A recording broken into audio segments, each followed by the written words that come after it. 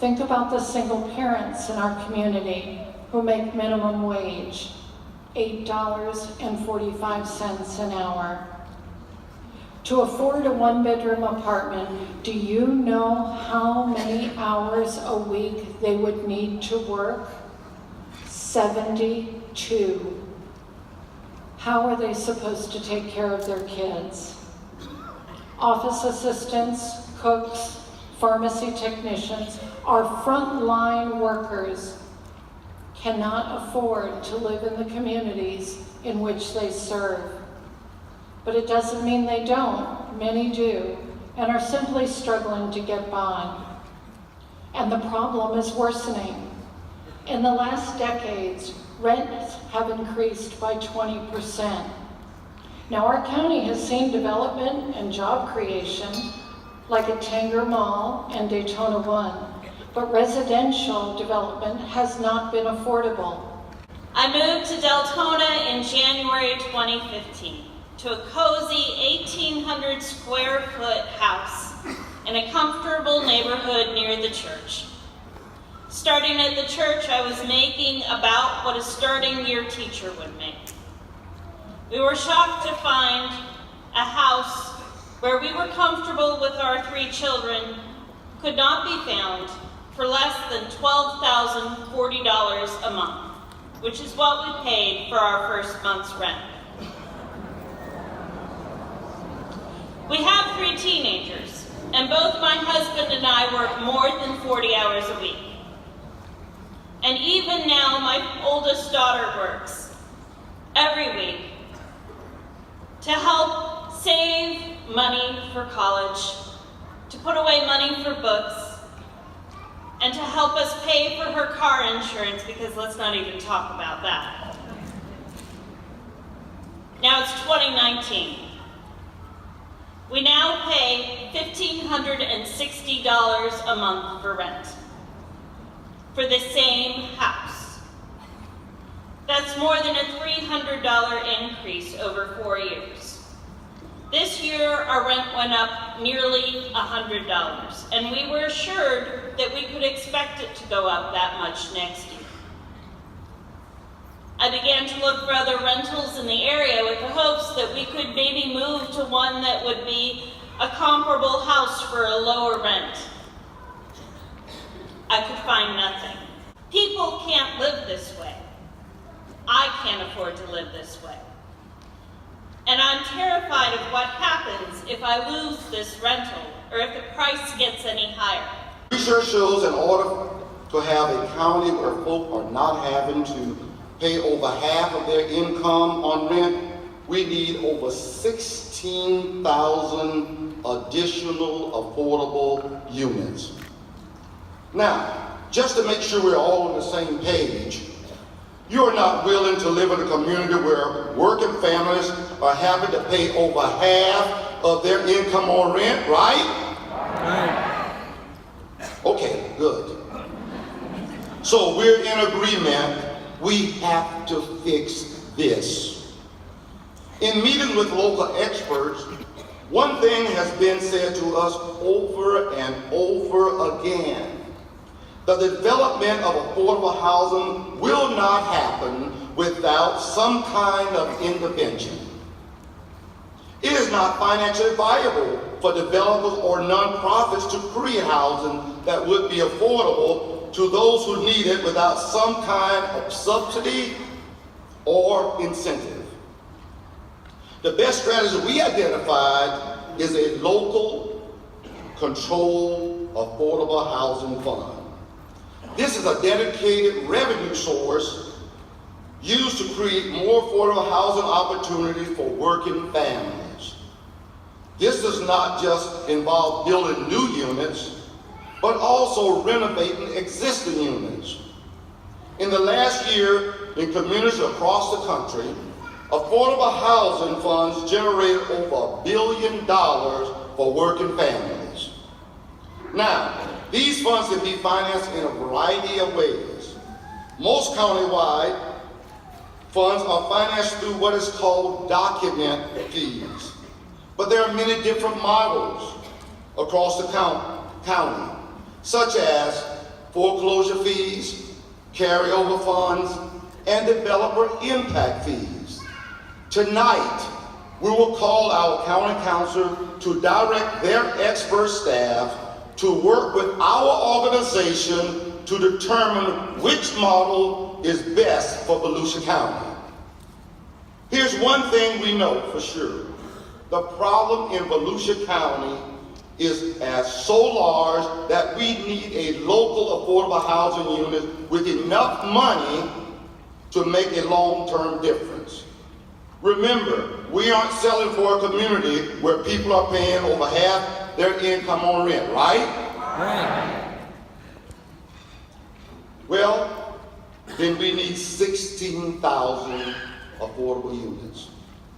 In 2017, Louisville, Kentucky's Affordable Housing Fund financed 326 new affordable units, whether through the creation of a new unit or the rehabbing of an existing unit.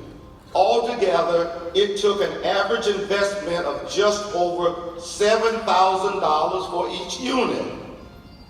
With a fund of at least $7 million a year, our county could aim to generate the 16,000 units we need in around 15 years.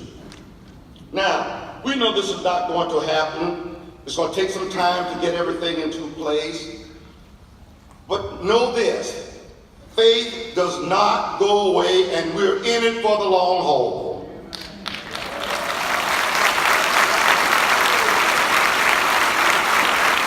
However, we need some immediate action, especially with First Step Shelter, set to open by next year.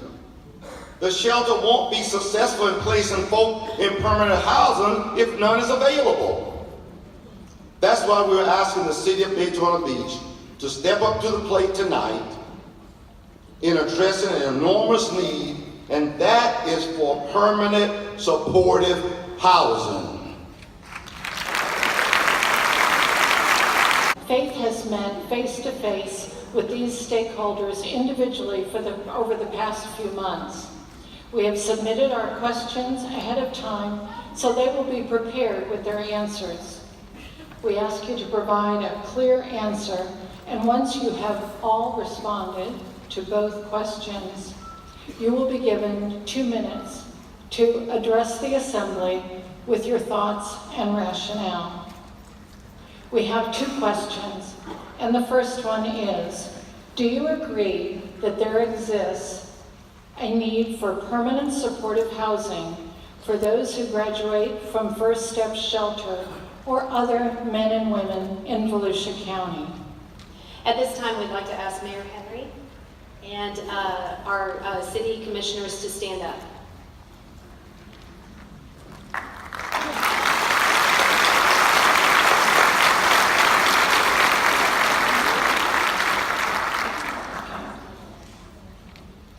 Okay, Commissioner Delgado was also slated to be here this evening but could not attend.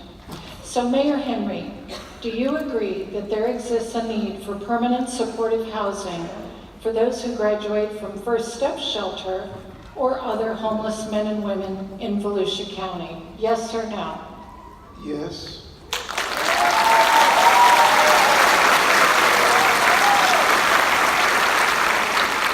Commissioner Reed, do you agree that there is a need for permanent supportive housing for those who graduate from First Step Shelter or other homeless men and women in Volusia County? Yes.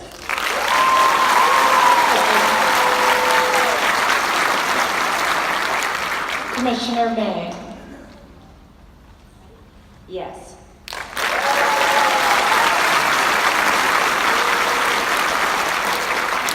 On to our second question. In the next 6 months, will you vote to provide city land to be used for permanent supportive housing for individuals who come out of First Step Shelter and other homeless men and women in Volusia County? Mayor Henry? Yes.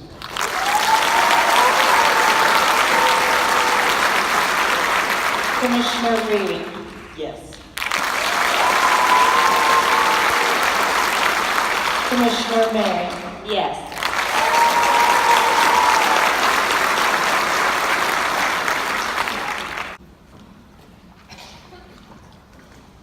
Do you agree that the lack of affordable rental housing in Volusia County is a crisis? Councilmember Post, my apologies. Post, like the post office. Yes.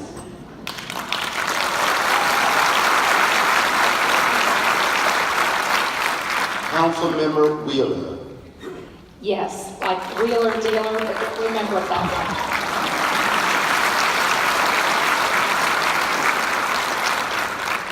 Councilmember Bergman. Yes.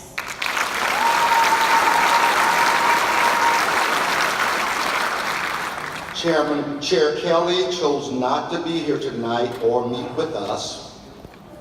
Fred Lowers chose not to be here tonight or meet with us. Deb Denny chose not to be here tonight or meet with us. Ben Johnson chose not to be here tonight, but did meet with us. The next question. Do you agree that the county government has a role to play in addressing this crisis? Yes.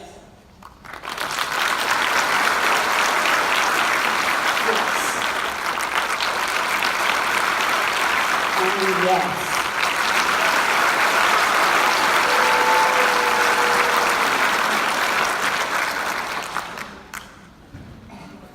Will you personally support the establishment of a countywide affordable housing fund, which would help to create housing opportunities for households making under 50% of the area median income? Councilmember Post.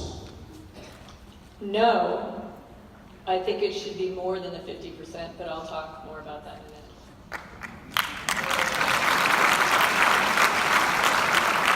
Councilmember Wheeler. Yes.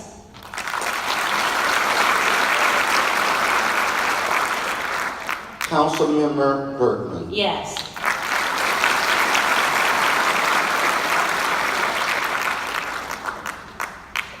At this time, Councilmember Post, will you please give us some qualifications of your no answer?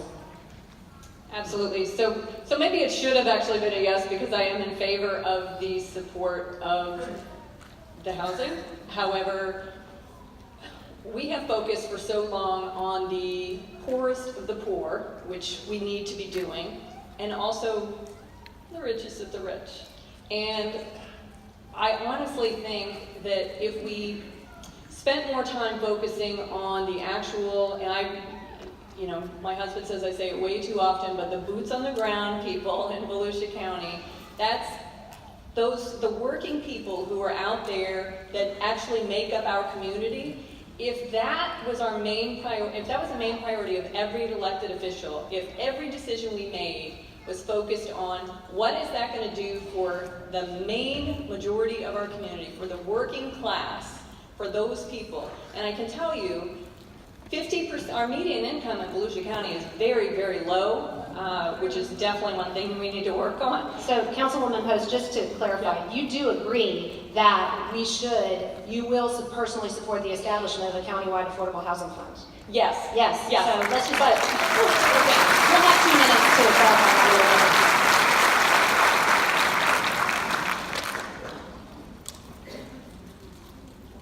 In the next 6 months, will you personally advocate council to direct staff to work with Faith to identify a dedicated revenue source for an affordable housing fund that could generate upward of $7 million? Councilmember Post. Yes.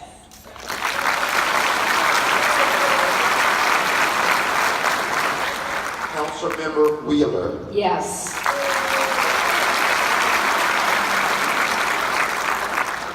Councilmember Bergman. Yes.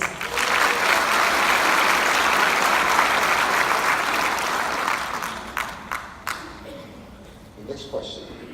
Will you meet with faith leaders by the end of June 2019? Councilmember Post. Yes. Councilmember Really? Yes. And yes.